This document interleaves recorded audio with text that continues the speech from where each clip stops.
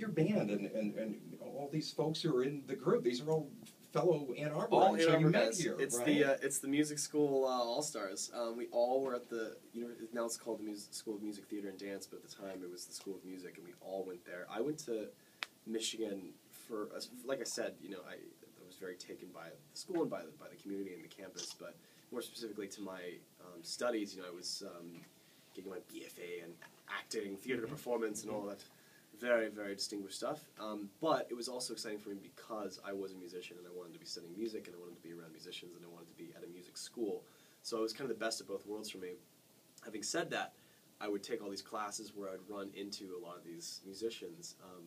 I could spend hours here. I'll try and be brief, but each musician has kind of their own story of how I met them, when I met them, and how freaked out I was when I saw them play. And this tour has basically been an excuse for me to be in a band with the guys that I could have never played with when I was in college. I worshipped these guys. Tomek Miranowski, who plays guitar for us, we graduated in the same class. I remember meeting him on a bus, like a total fangirl. And hey man, I saw your jazz recital the other night, and I just gotta say, I don't want to bother you, man, but it's just like you're just a fantastic player, and I just really think you're fantastic, and maybe if you want, okay, later. And so now we've been touring together, and obviously Theo Katzman is a very, very, very good friend of mine, and one of my all-time heroes. I'm not just saying that to sound nice because we're in Ann Arbor and we're on the radio. And he's probably listening. Yeah. No, he's probably at Comic Coffee, Oh. just sitting there and being a bum. But Theo is one of these guys that I would do anything to be more like. He's just an unbelievable, unprecedented. I met him playing bass in a band in a frat house. Where my roommate was a big frat guy, and I went to go visit him. It wasn't really my scene, but of course, if the band's there, I'm there. And I see this guy playing bass, and he's amazing.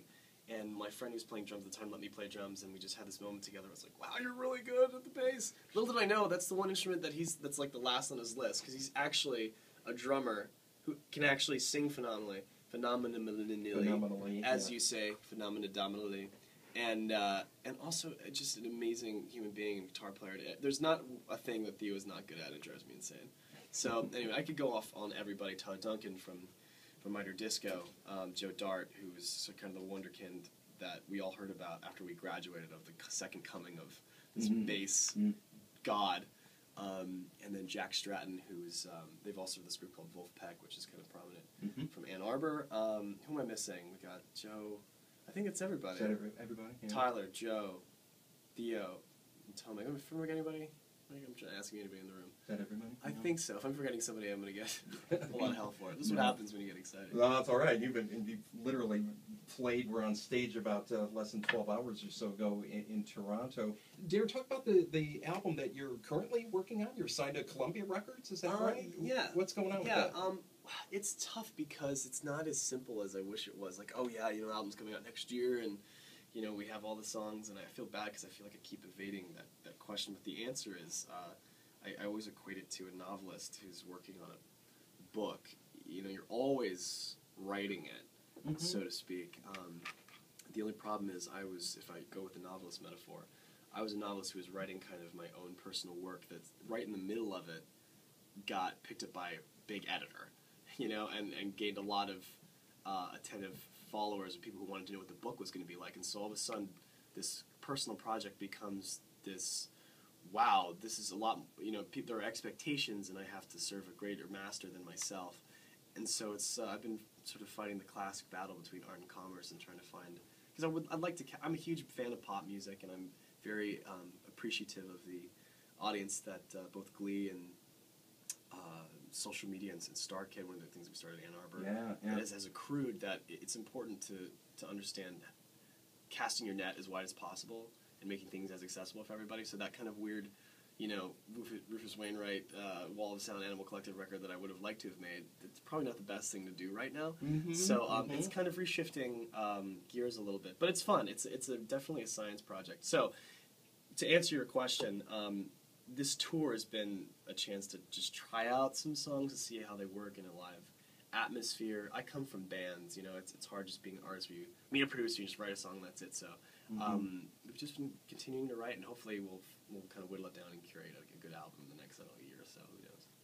our guest this morning, Darren Criss, of course, who's performing as part of the second Bank of Ann Arbor Sonic Lunch concert at the Michigan Theater a little bit later on today. Theo Katzman taking the stage at 11:30, of course, part of Darren's band, and then Darren will perform after that. What was this experience like being on Broadway for the first time? That was earlier this year. I don't know how you find the time to do all this, Mr. Multi-hyphenate, but taking over Daniel Radcliffe's role in Broadway, and how to succeed in business without really trying. What was that like?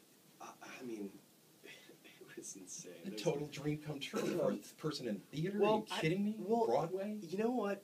That's a tricky concept, because people will say, "Oh man, this all must be such a dream come true," and I would say, "Yeah, if my imagination was that good when I was a kid, I didn't think any of this would happen ever, and I never." I'm not going to say I didn't shoot for it, because I always believed in working hard, but I'm very happy with very little, and I don't need what I've been given. But I'm very grateful for what I've been given, and it is my responsibility to take it as seriously as possible. Not seriously as possible, of course I can take it seriously, but to give it the best version of me I can, because it could all end in a second, and there's millions of other people that could take my place in a heartbeat. So for the Broadway thing, yeah, I just never thought that would happen. I always loved Broadway, I always loved theater, but I never thought I would do musical theater. Incidentally enough, I went to school here for theater. We have a very distinguished musical theater department. Yes. You go to Broadway, you'll see a U of M grad. You couldn't avoid it if you tried. Mm-hmm. I was not in that department. I would have never thought I could be in that department. I liked musical theater, but I did no pun intended, but straight theater. Right, got it. Mm-hmm. Shakespeare, Chekhov, yes. and all the plays and so forth. And I studied music. So I studied music, and I